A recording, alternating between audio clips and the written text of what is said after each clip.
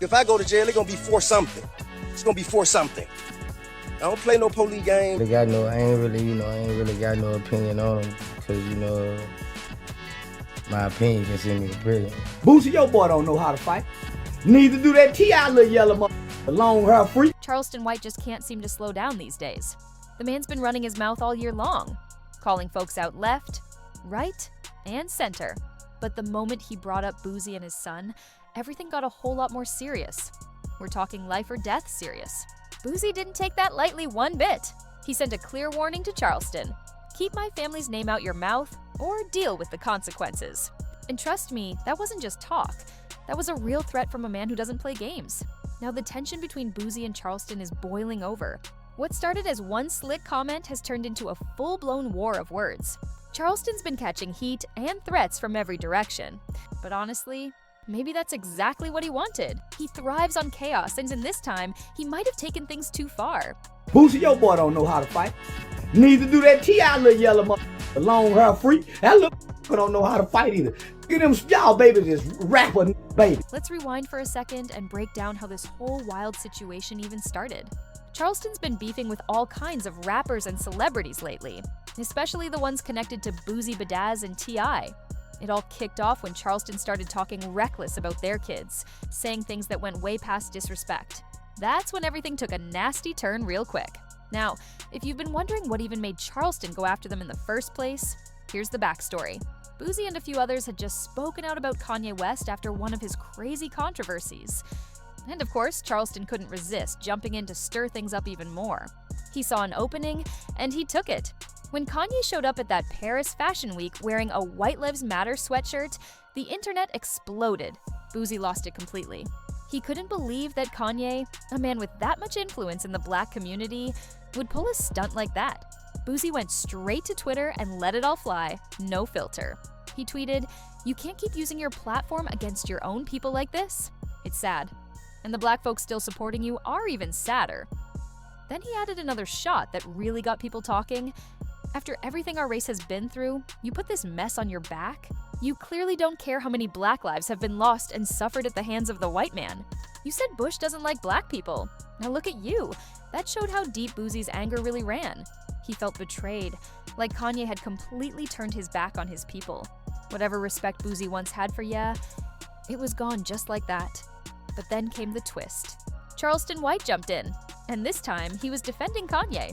Yep, Charleston sided with Ye and went after Boosie instead. According to him, Boosie had no business calling anyone out for hurting the black community, because in Charleston's eyes, Boosie had already done more damage himself. He even claimed Boosie missed the message Kanye was trying to send.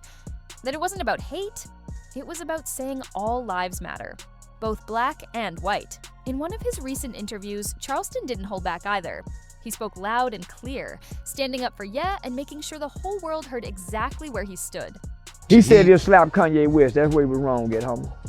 Yeah. Why slap him for what, nigga? When you had a 15-year-old hitman, nigga, that murdered black people.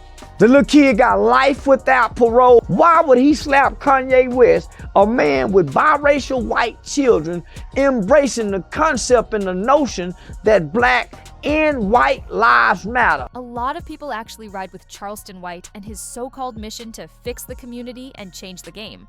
Believe it or not, plenty of folks think he's speaking nothing but truth. They say, we need to clean our own house before we start talking about racism. One fan even said, "I'm rocking with Charleston." He got these rappers in a chokehold. They believe rappers themselves have helped destroy the very neighborhoods they came from, and that Charleston's just calling it out loud. But of course, Charleston being Charleston, he didn't stop there. He never does. He circled right back to Boosie and took another shot, this time dragging Boosie's son, Tootie Raw, into it. Then he turned his attention toward T.I.'s son, King Harris. Charleston called both of them spoiled rich kids, pretending to be from the streets when they're really not. He said they're trying too hard to be like their fathers, and that path could easily get them either locked up or strung out. That's a bold thing to say about anyone's kids, especially in public. According to Charleston, both boys are chasing an image instead of realizing their fathers weren't exactly perfect role models growing up either.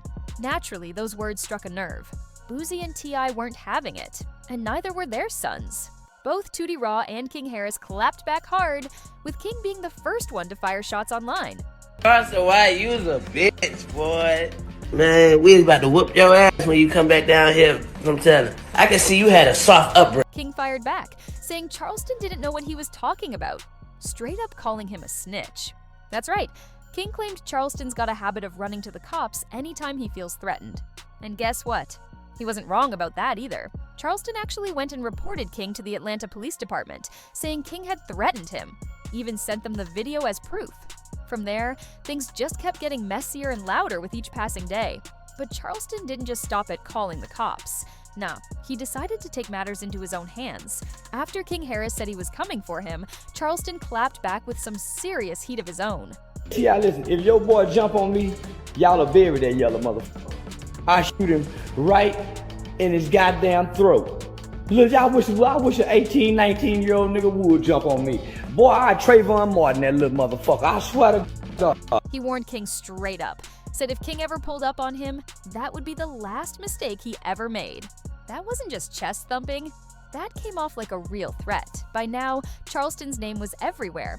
Blogs, social media, trending topics, and folks were dragging him across the internet. People called him everything from a bad parent to a pro-instigator. Meanwhile, T.I. also caught heat for not stepping in sooner over the threats toward his son. But the moment T.I. did speak, he didn't hold back.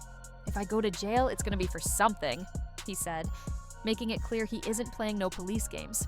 Don't play with mine.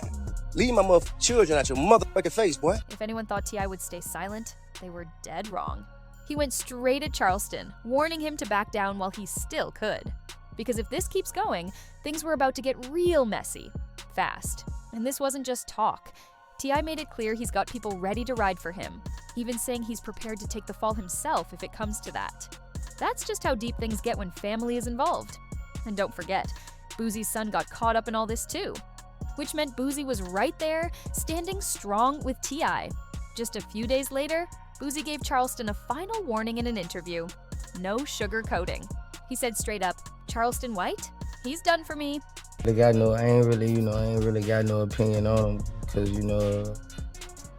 my opinion can send me to prison. So I ain't really, I ain't really got no opinion. Once you go to threaten people's kids, talking about you, I ain't the one gonna do all that. Certain people, you can't really express opinions on. And it's clear now that Charleston White has been playing a risky game from the very beginning. Boosie and T.I. see right through it. They know he's been trying to provoke them, hoping they'd make a move that could land them in serious trouble. But these two aren't falling for it. They've got a plan, and Charleston might be walking straight into his own trap. Both T.I. and Boosie have been through the system before. They know the ropes. That's exactly why they're staying quiet this time, thinking strategically and refusing to hand Charleston the reaction he's craving. Attention. That win? Not happening with these two. Fans even pointed out how calm Boosie stayed during his last interview. Like a true veteran, he kept his composure, stayed sharp, and didn't give Charleston a single thing to twist or use against him. That's some real OG-level strategy. Boosie even passed on some solid advice to his son. Don't say anything that could be used against you. Honestly, that's the smartest move they could have made. Why risk your freedom, or even your life, over an online loudmouth? By now, Charleston's ruffling some serious feathers, targeting King Harris and Toady Raw. Even if the young men are still figuring things out, their fathers are right there, and they're not the kind of people you test just for clout. Hopefully, everyone involved can cool off before things get out of hand, because we all know how quickly pride and ego can turn a situation upside down. So, what's your take? Is Charleston pushing too far into T.I. and Boosie's world, or is he right to call them out for what he believes they've done? Drop your thoughts below. And don't forget to like, share, and subscribe, because you won't want to miss what comes next.